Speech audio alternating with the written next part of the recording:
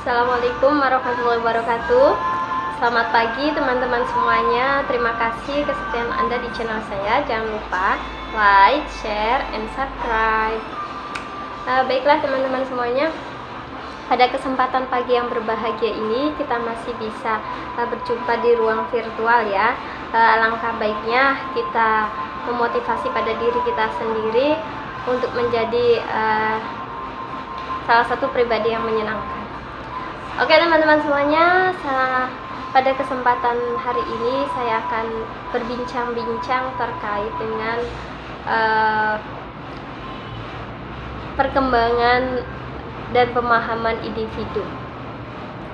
Pada dasarnya kita semua adalah makhluk sosial, tetapi kita juga punya suatu potensi yang harus kita kembangkan. Potensi itu ada yang bersifatnya plus, ada yang bersifatnya minus ya. Potensi itu dikatakan plus ketika dia mampu untuk berkembang secara potensial, dia mampu untuk memahami kondisi dirinya baik secara psikis maupun secara fisik, dan dia juga bisa memberikan arti dalam hidupnya.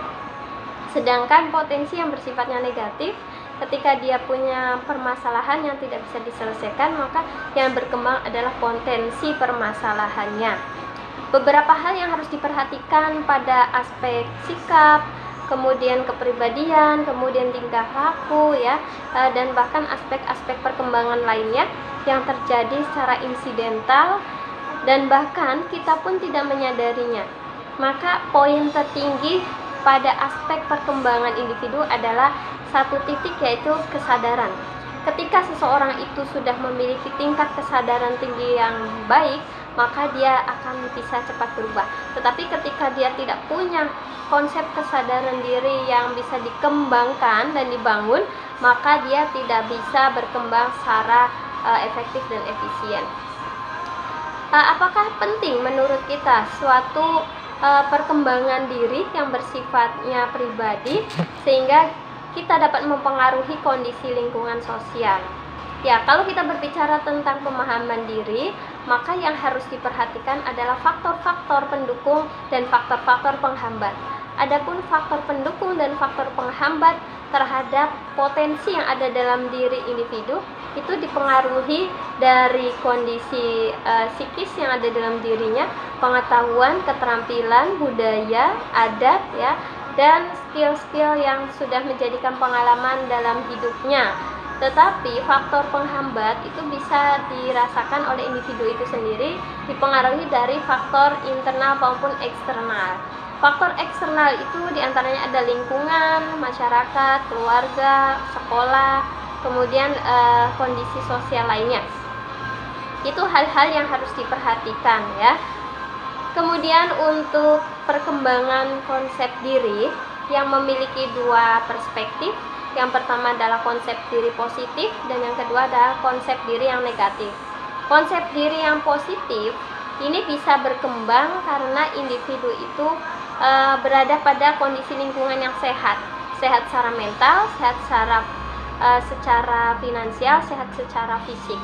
Tetapi ada sebagian konsep diri yang dinilai negatif karena memiliki hambatan, karena terjadi pada lingkungan relationship toksik, di mana kondisi sosial yang toksik ini bisa mempengaruhi individu menjadi hambatannya, perkembangan potensinya terhambat, karirnya terhambat, dan bahkan tidak memiliki motivasi dalam hidupnya.